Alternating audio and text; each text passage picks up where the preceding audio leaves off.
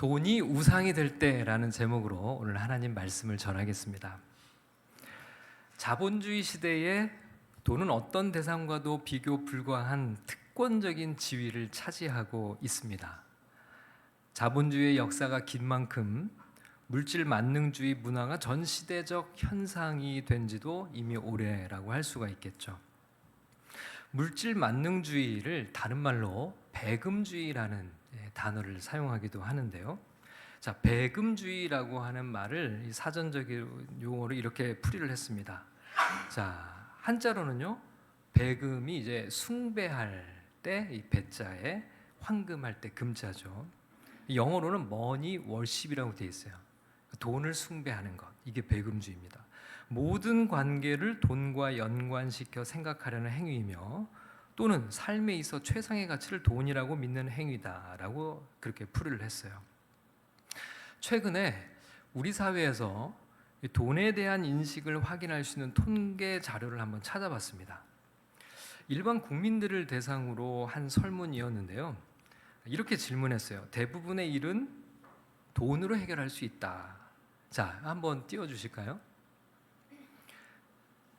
대부분의 일은 돈으로 할 수 있다. 이 질문에 몇 퍼센트가 답을 했을까요? 국민 88%가 그렇다라고 얘기를 했어요. 또 무엇을 하든지 간에 우선적으로 중요한 것은 돈이다. 이 질문에도 우리 국민의 80%가 동의를 했습니다. 돈은 인간을 평가하는 척도이다라고 하는 질문에는 10명 중에 7명이 그렇다라고 대답을 했어요. 자, 이런 인식을 볼 때 인간의 모든 욕망이 돈으로 가치화되는 그런 인식들이 우리 사회에 이제 만연해 있다는 것을 알 수 있죠. 그야말로 우리 사회를 물질 만능주의라고 하는 단어로 설명할 수 있을 것 같아요. 자, 그러면 돈에 대한 인식이 다른 나라 사람들과는 어떻게 차이가 있을까요? 미국의 여론조사 기관인 퓨 리서치 센터가 17개 경제 선진국을 대상으로 실시한 삶의 가치에 대한 조사 결과 발표에 따르면 삶을 의미 있게 만드는 것에 대한 답변을 복수로 적게 했어요. 근데 이 G7 국가와 전체 조사 대상 17개 나라 중에 유일하게 한국만이 우리의 삶을 의미 있게 만드는 것이 뭐냐라고 하는 질문에 물질적 풍요라고 대답을 했습니다. 물질적 풍요니까 사실은 이제 돈과 같은 의미겠죠. 그리고 2순위가 건강, 3순위가 가족이었는데요. 사실 물질적 풍요를 꼽은 나라는 우리나라가 유일했어요. 다른 나라들은 거의 대부분이 가족을 우리의 삶의 가장 의미 있는 가치를 거기에 이제 뒀는데요. 우리는 가족이요, 3번째였어요. 그러니까 오늘날 왜 한국 사회에서 그렇게 결혼을 안 하고 아기를 안 낳는지 알 수가 있겠죠. 우리 사회의 가치관이 이렇게 달라져 있는 겁니다. 가족의 우선순위가 있지 않아요. 물질적 풍요가 우리의 삶에 가장 첫 번째는 가치라고 하는 것이 큰 특징이라는 거죠. 자, 그러면 이번에는 돈과 관련해서 우리 그리스도인들, 개신교인들의 인식은 어떨까요? 자, 요즘 가장 큰 고민이 무엇인지를 물어봤어요. 그랬더니 경제적 어려움이라고 답한 사람들이 가장 많았는데 32%가 경제적 어려움이라고 얘기를 했습니다. 그리고 그 다음으로는 건강이 27%, 자녀 문제가 12%였는데요. 자, 고민거리에 대한 변화가 한 10년 사이에 많이 보이는데요. 자, 2012년에는 자, 다음 화면 한번 보여주세요. 2012년에는 건강이 가장 높았습니다. 그때는 33%였어요. 그리고 또 가정이 그 두 번째로 이제 높았는데요. 그런데 이제 그 사이에 이 경제적 어려움이 13%나 증가를 한 거예요. 이 화면인가요? 이 화면 말고 그 앞에 화면 하나 없나요? 제가 빠뜨렸나요? 빠뜨렸나 보네요. 한 10년 사이에 경제적 어려움이 32%로 늘어났고, 그리고 다른 가치들이 이제 낮아진 것을 볼 수 있어요. 자, 그리고 이제 개신교인들에게 인생을 살아가는 데 있어서 가장 중요한 것이 뭐냐라고 질문했더니 2023년 기준입니다. 작년에 조사에 1순위가 건강이었어요. 그리고 두 번째가 가정. 자, 그리고 이제 신앙, 돈이 비슷하게 나왔는데요. 그런데 이게 2017년 자료하고 보면 조금 변화가 많이 있다는 것을 알 수 있어요. 2017년에는 가정과 신앙이 우리 그리스도인의 삶에서 가장 중요한 것이라고 대답한 그리스도인들이 많았거든요. 근데 몇 년 사이에, 불과 한 6년 사이에 그리스도인의 삶에 가장 중요한 것에서 신앙이라든지 이런 것들이 이제 많이 낮아지고 오히려 돈이라고 얘기한 답이 많이 이제 증가한 것을 볼 수가 있습니다. 그만큼 급격하게 돈의 가치가 우리 사회에서 또 그리스도인들의 인식 속에서 더 중요하게 자리를 잡아가고 있다는 거죠. 자, 그러면 돈을 잘 이렇게 버는 것이 성공일까? 근데 개신교인과 비개신교인들에게 다 이 질문을 해봤거든요. 돈과 성공에 대한 이 상관관계를 질문했어요. 자, 우리 사회는 돈 있는 사람이 성공하는 사회다라는 이 제시문에 자, 개신교인 다음 화면을 보여주세요. 개신교인의 90%, 비개신교인의 92%가 모두 동의했습니다. 사실은 거의 차이가 없다고 봐야겠죠. 우리 모두 다 돈이 성공한 사람을 인정하는데 아주 강한 기준이라는 것을 확인할 수 있죠. 여러분, 돈은 우리의 일상적인 삶에서 뗄래야 뗄 수 없는 중요한 영역입니다. 돈을 벌어야 정상적인 삶을 영위할 수 있고 더 인간다운 삶을 살아갈 수 있는 것이 사실이죠. 여러분, 평화를 유지하고 정의를 지키는데도 돈이 필요합니다. 선교를 하고 이웃을 섬기는 선행을 하는데도 돈이 있어야 돼요. 모든 것에는 다 돈이 필요합니다. 성경도 돈을 죄라거나 악하다고는 전혀 말씀하지 않아요. 오히려 돈은 하나님이 우리에게 주시는 좋은 것이라고 할 수 있습니다. 자, 그런데 성경은요, 일관되게 돈에 대해서 하시는 말씀이 있어요. 그게 뭐냐면 돈을 사랑하는 것은 매우 위험하다라고 가르치고 있다는 건데요. 자, 디모데전서 6장 10절 말씀을 같이 읽어보겠습니다. 시작. 돈을 사랑함이 일만 악의 뿌리가 되나니 이것을 탐내는 자들은 미혹을 받아 믿음에서 떠나 많은 근심으로서 자기를 찔렀도다. 자, 여기 보면 돈을 사랑하는 것, 돈이 일만 악의 뿌리가 아니에요. 돈을 그렇게 말씀하시지 않습니다. 대신에 돈을 사랑하는 것이 일만 악의 뿌리가 된다. 그리고 돈을 사랑하는 것이 여기 중간에 보면 탐내는 자들이라는 표현에 연결이 되죠. 그러니까 돈을 탐내는 자들은 미혹을 받기 쉽고 그 미혹을 받아 믿음에서 떠나게 되고 결국 자기 근심으로 망하게 된다. 그렇게 이야기를 하고 있는 거죠. 자, 디모데전서 3장 3절 말씀을 같이 읽어보겠습니다. 시작. 술을 즐기지 아니하며 구타하지 아니하며 오직 관용으로 다투지 아니하며 돈을 사랑하지 아니하며. 자, 디모데전서 3장 3절은요, 교회의 지도자를 세우는 기준을 바울이 제시하는 그런 구절이거든요. 여기 보면 술을 즐기지 아니하며 구타하지 아니하며 오직 관용하며 다투지 아니하며. 자, 그런데 그 뒤에 뭐라고 되어 있습니까? 돈을 사랑하지 않아야 된다, 이렇게 말씀하고 있어요. 여기서도 돈을 사랑하지 않는 거. 여러분, 여기 이게 돈이 많거나 적거나 그걸 얘기하는 게 아니죠. 돈이 많은 사람은 안 된다, 그게 아니에요. 돈을 사랑하지 않는 사람이어야 한다, 그렇게 얘기를 하고 있어요. 자, 디모데 후서 3장 2절 말씀을 같이 읽겠습니다. 시작. 사람들이 자기를 사랑하며 돈을 사랑하며 자랑하며 교만하며 비방하며 부모를 거역하며 감사하지 아니하며 거룩하지 아니하며. 자, 이 구절은요, 말세의 때의 중요한 특징들을 기록한 구절이에요. 예수님의 재림의 때, 말세의 때가 다가올수록 어떤 사회적 특징들이 우리에게 보여질 것인가? 여기에 사람들이 자기를 사랑할 뿐만 아니라 돈을 사랑하는 게 될 것이다. 이렇게 말씀을 하고 있는 거예요. 자, 그래서 히브리서 13장 15절은 이런 말씀을 줍니다. 같이 읽겠습니다. 시작. 돈을 사랑하지 말고 있는 바를 족한 줄로 알라. 그가 친히 말씀하시기를 내가 결코 너희를 버리지 아니하고 너희를 떠나지 아니하리라 하셨느니라. 자, 여기 보니까 돈을 사랑하지 말라, 그렇게 여기서 명령어로 말씀하시죠. 돈을 사랑하지 말라. 여러분, 성경은 계속해서 돈을 사랑하지 않도록 주의하라는 경고를 우리에게 주세요. 자, 그 이유가 뭘까? 여러분, 성경은요, 우리가 온전한 마음으로 사랑해야 할 대상을 아주 분명하게 우리에게 말씀을 하시죠. 여러분, 성경은 우리에게 누구를 사랑하는 것에 우리의 마음을 다 해야 된다고 말씀을 하시죠?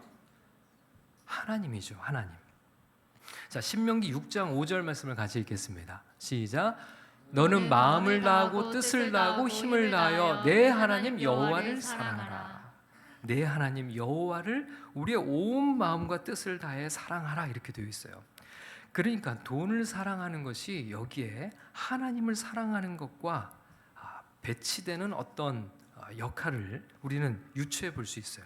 자, 여호수아서 23장 11절도 읽겠습니다. 시작. 그러므로 스스로 조심하여 너희 하나님 여호와를 사랑하라. 여호와를 사랑하는 것. 자, 마태복음 22장 37절도 읽겠습니다. 시작. 예수께서 이르시되 내 마음을 다하고 목숨을 다하고 뜻을 다하여 주 너의 하나님을 사랑하라 하셨으니. 예수님이 이렇게 말씀을 하셨죠. 그러니까 돈을 사랑하지 않도록 주의하라는 성경의 경고는 하나님의 자리에 돈을 올려놓지 않도록 주의하라라는 말씀이기도 한 것입니다. 여러분, 우리가 첫 번째로 사랑하고 우리가 경배해야 할 분은 오직 한 분이라는 거예요. 하나님이라는 겁니다. 예수님은 이렇게 말씀을 하시거든요. 누가복음 16장 13절 말씀을 함께 읽겠습니다. 시작. 집 하인이 두 주인을 섬길 수 없나니 혹 이를 미워하고 저를 사랑하거나 혹 이를 중히 여기고 저를 경히 여길 것임이니라. 너희는 하나님과 재물을 겸하여 섬길 수 없느니라. 예수님께서는 돈이 우리 삶의 주인 노릇할 수 있는 위험을 경고하고 있어요. 그리고 돈을 하나님의 자리에 올려놓고 하나님처럼 섬길 수 있는 그런 연약함이 우리에게 있음을 이렇게 천명하고 있는 거죠. 여러분, 사실 예수님께서 하나님과 이 대등한 자리에 경쟁하는 존재로 이 세상에서 유일하게 언급한 것이 바로 이 돈이었습니다. 그런데 여러분, 우리가 돈을 사랑하고 경배하는 우상 숭배의 유혹에 빠지는 가장 중요한 이유는 그 돈 자체에 무슨 속성이 있어서가 아니라 우리 마음 안에 존재하는 부패한 욕망 때문에 그런데요. 우리 안에 존재하는 부패한 욕망이 무엇이냐면 바로 탐심이에요. 여러분, 이사야 57장 17절 말씀을 같이 한번 읽어보겠습니다. 시작. 그의 탐심의 죄악으로 말미암아 내가 노하여 그를 쳤으며 또 내 얼굴을 가리고 노하였으나 그가 아직도 패역하여 자기 마음의 길로 걸어가도다. 자, 성경은 이스라엘 백성들이 하나님의 심판을 자초하게 된 중요한 이유 중에 한 가지를 백성들 안에 있는 탐심으로 그렇게 지목하고 있어요. 자, 이스라엘 백성들은 이 탐심 때문에 하나님을 버리고 자기 길을 갔다는 거예요. 자, 골로새서 3장 5절 말씀을 함께 읽겠습니다. 시작. 그러므로 땅에 있는 지체를 죽이라. 곧 음란과 부정과 사욕과 악한 정욕과 탐심이니 탐심은 우상 숭배니라. 여기서는 이 탐심을 죽여야 할 우리 안에 부패한 욕망으로 그렇게 규정을 하는데, 그러면서 이 탐심을 심지어 우상 숭배라고 얘기를 하고 있죠. 자, 야고보서 1장 15절 말씀입니다. 시작. 욕심이 잉태한즉 죄를 낳고 죄가 장성한즉 사망을 낳느니라.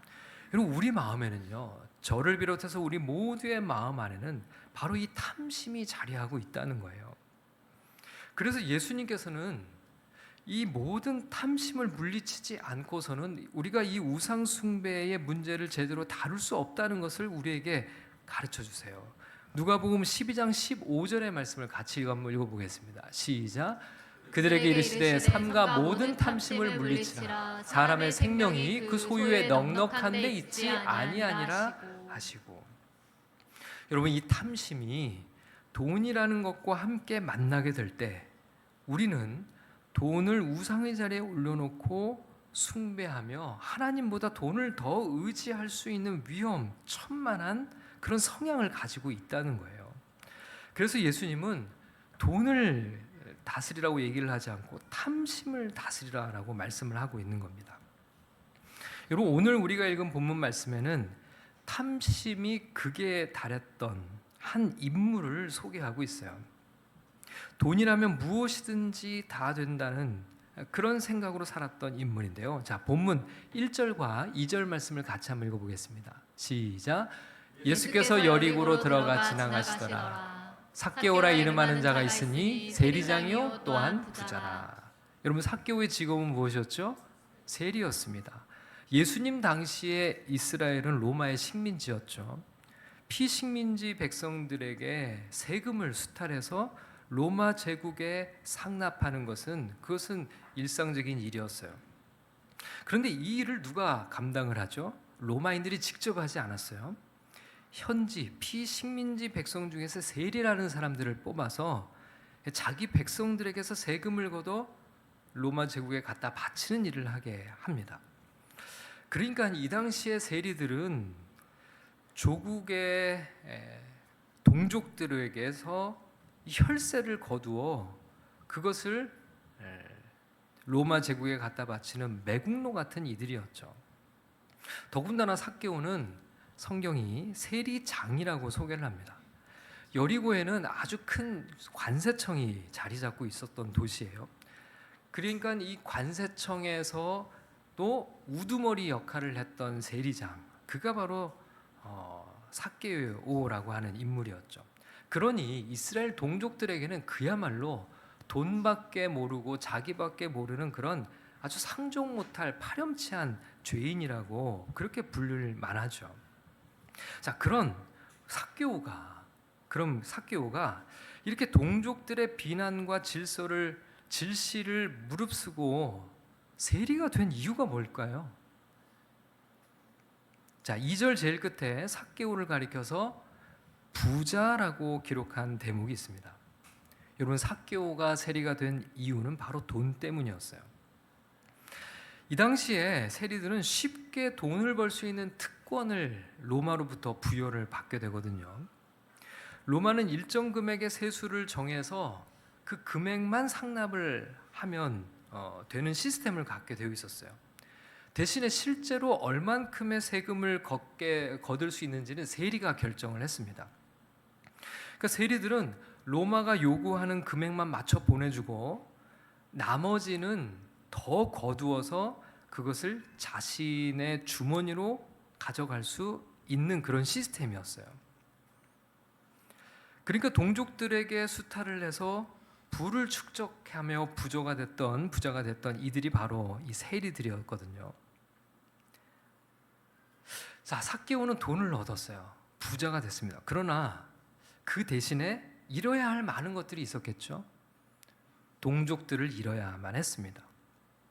사람들의 비난과 질시, 무시를 감수해야만 했어요.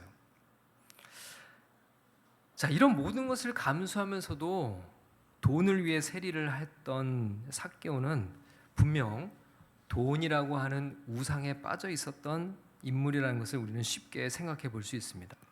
자, 그런데 이 삭개오가 예수님을 만나게 돼요. 예수님이 여리고 성을 지나가신다는 소식을 듣고 예수님을 찾아갑니다. 자, 3절과 4절의 말씀을 같이 읽겠습니다. 시작. 그가 예수께서 어떠한 사람인가 하여 보고자 하되 키가 작고 사람이 많아 할 수 없어 앞으로 달려가서 보기 위하여 돌 무화과 나무에 올라가니 이는 예수께서 그리로 지나가시게 됨이라. 예수님을 만나기 위해 찾아갔어요. 그런데 많은 사람들이 모여 있었고 삭개오는 키가 작아서 예수님을 직접 볼 수가 없었다는 거예요. 여러분, 단지 사람이 많고 키가 작았기 때문만은 아닐 거예요. 아마 사람들은 삭개오에게 길을 터주지 않았을 겁니다. 삭개오를 전혀 배려해주고 싶은 마음이 없었어요. 그러자 삭개오는 돌 무화과 나무 위로 기어 올라갑니다. 여러분, 사실 삭개오는 성인이기도 하고 세리장이면 권력이라고 하는 측면에서 보면 상당히 고위직이라고 할 수 있겠죠. 로마를 등에 업고 상당한 고위직이라고 하는 권세와 권력을 가지고 있는 인물이었는데요. 그런 사람이 이 돌 무화과 나무 위로 기어 올라가요. 명예와 품위를 중시하던 문화를 생각해 본다면 이 세리장인 삭개오가 나무에 올라간 것은 그가 얼마나 간절하고 겸손한 마음으로 예수님을 찾고 만나기를 소원했는지를 짐작할 수 있는 장면이죠. 이때 예수님이 삭개오를 만나 주십니다. 자, 5절 말씀을 같이 읽겠습니다. 시작. 예수께서 그곳에 이르사 쳐다보시고 이르시되 삭개오야, 속히 내려오라. 내가 오늘 내 집에 유하여야겠다 하시니. 여러분, 예수님께서요 삭개오를 부르세요. 그리고 삭개오와 잠시 대화를 나누시는 정도가 아니었어요. 예수님께서 죄인인 이 삭개오의 집으로 가시겠다는 거예요. 그리고 삭개오와 함께 식사를 하시고 그곳에서 오늘 주무시면서 그곳에서 시간을 보내시겠다는 겁니다. 예수님은 많은 무리들이 있었지만 그 중에서 모든 이스라엘 백성들이 가장 부도덕한 죄인이라고 그렇게 손가락질하던 삭개오를 택하셔서 그와 인격적 관계를 맺고자 하신 거예요. 근데 여러분, 이 순간부터 이 삭개오의 영적 관점이 완전히 변하기 시작합니다. 주님의 은혜를 경험한 거죠. 주님의 은혜를 경험하자 삭개오가 변하기 시작해요. 자, 어떻게 변했을까요? 8절의 말씀을 같이 읽어보겠습니다. 시작. 삭개오가 서서 주께 여짜오되 주여 보시옵소서, 내 소유의 절반을 가난한 자들에게 주겠사오며 만일 누구의 것을 속여 빼앗은 일이 있으면 내 갑절이나 갚겠나이다. 여러분, 삭개오가 이렇게 말한 거예요. 주님, 내 소유의 절반을 가난한 자들에게 주겠습니다. 만일 누구의 것을 속여 빼앗은 일이 있으면 4배나 갚겠습니다. 여러분, 삭개오가 어떤 사람인가요? 그는요 모든 것을 다 포기하고라도 돈을 위해서 살아온 사람 아닌가요? 돈을 위해서라면 동족도 버리고 그리고 사람들의 비난과 사람들의 멸시쯤은 하찮게 여기는 사람 아닌가요? 돈이 생명보다 더 귀한 사람 아닌가요? 그런데 그가 예수님을 만나고 예수님의 은혜를 경험하자 갑자기 사람이 달라졌어요. 여러분, 이 변화를 어떻게 설명할 수 있을까요?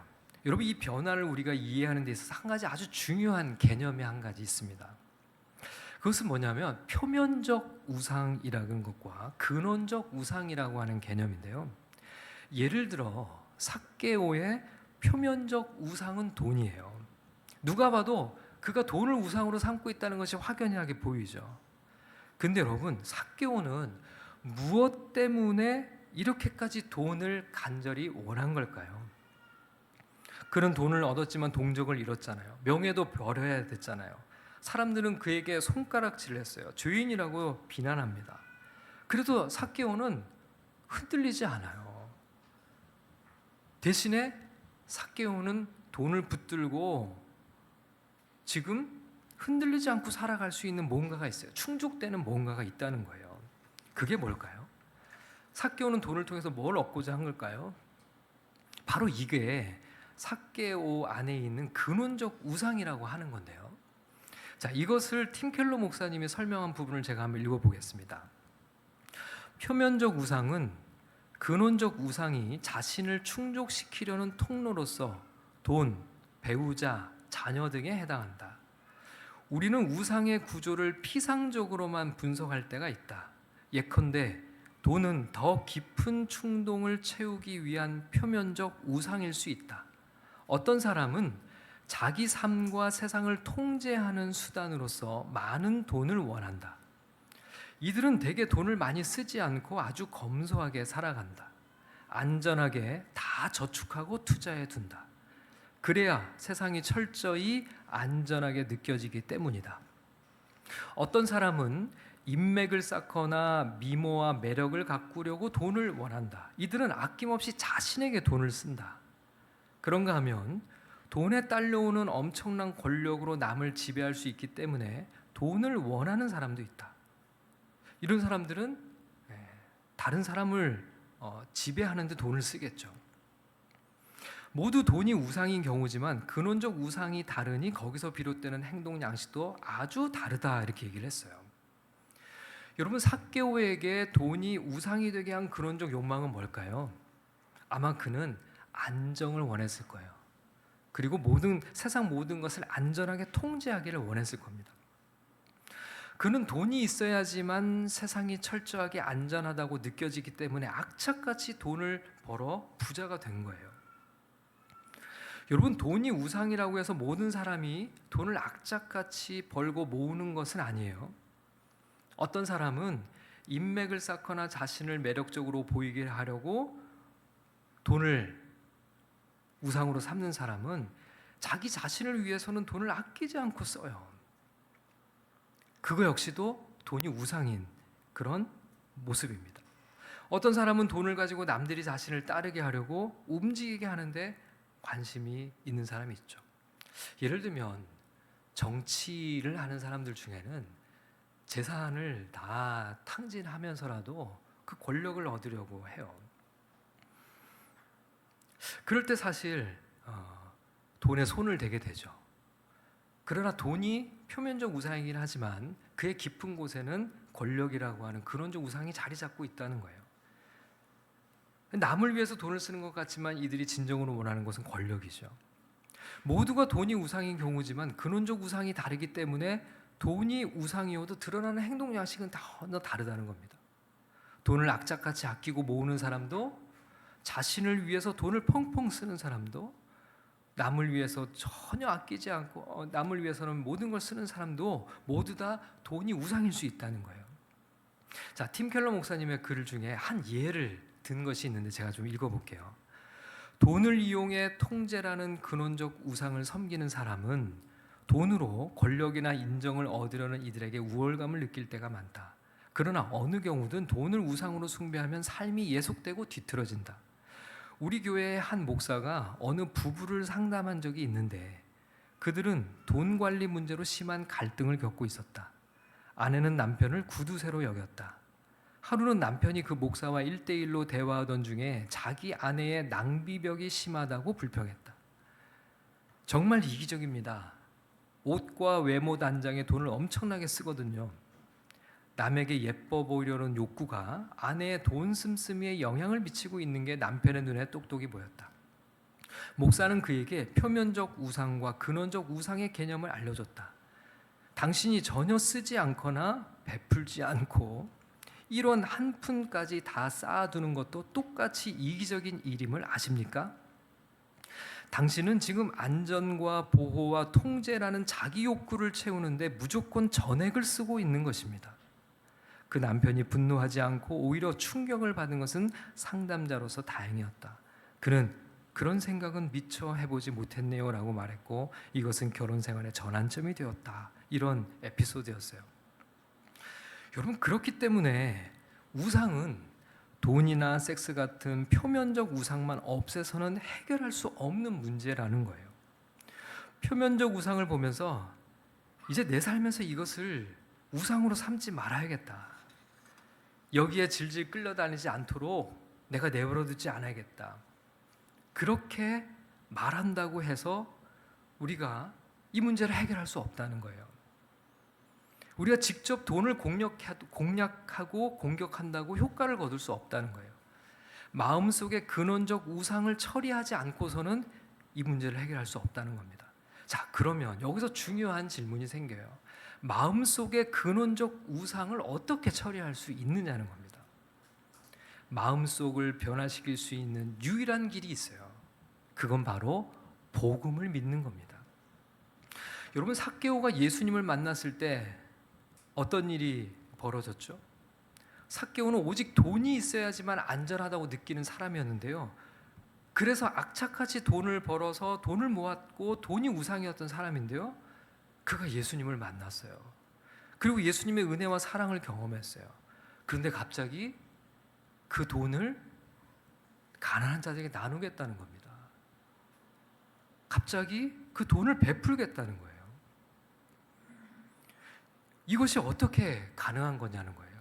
그건 바로 그가 예수님을 만나자 예수님이야말로 나를 가장 안전하게 해 하시는 분이라는 것을 그가 알게 된 거죠.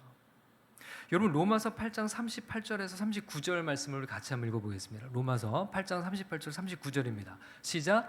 내가 확신하노니 사망이나 생명이나 천사들이나 권세자들이나 현재일이나 장래일이나 능력이나 높음이나 깊음이나 다른 어떤 피조물이라도 우리를 우리 주 그리스도 예수 안에 있는 하나님의 사랑에서 끊을 수 없으리라. 여러분, 그토록 돈에 집착했던 삭개오의 마음 깊은 곳에는 안전이라고 하는 근원적 욕망이 자리 잡고 있었어요. 이 안전이 흔들리면 안 되는 거죠. 그래서 악착같이 돈을 붙들고 있었던 거예요. 근데 그가 예수님을 만나자 그의 삶을 가장 안전하게 지켜주시고 영원토록 그를 보호해 주시는 분은 돈이 아니고 하나님 예수 그리스도라는 것을 그가 알게 된 거죠. 그러자 그는 그렇게 붙들고 있었던 돈에 대한 집착을 내려놓을 수 있게 되었어요. 그리고 가난한 이들에게 돈을 나누겠다고 합니다. 그리고 속여 빼앗은 것을 4배나 갚겠다고 하는 거죠.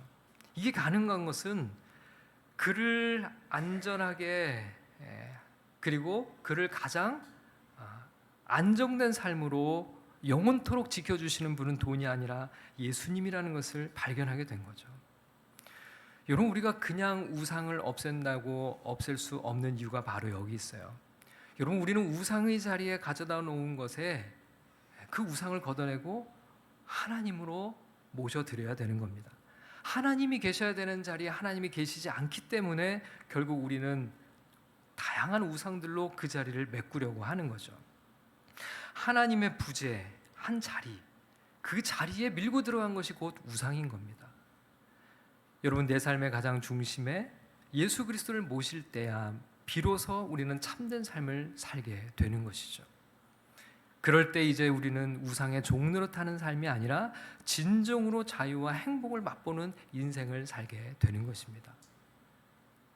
우리에게 자유와 행복을 주시는 예수 그리스도만을 사랑하며 그분 안에서 누리는 부요함을 맛보며 살아가는 믿음의 삶이 다 되시기를 주님의 이름으로 간절히 축원합니다.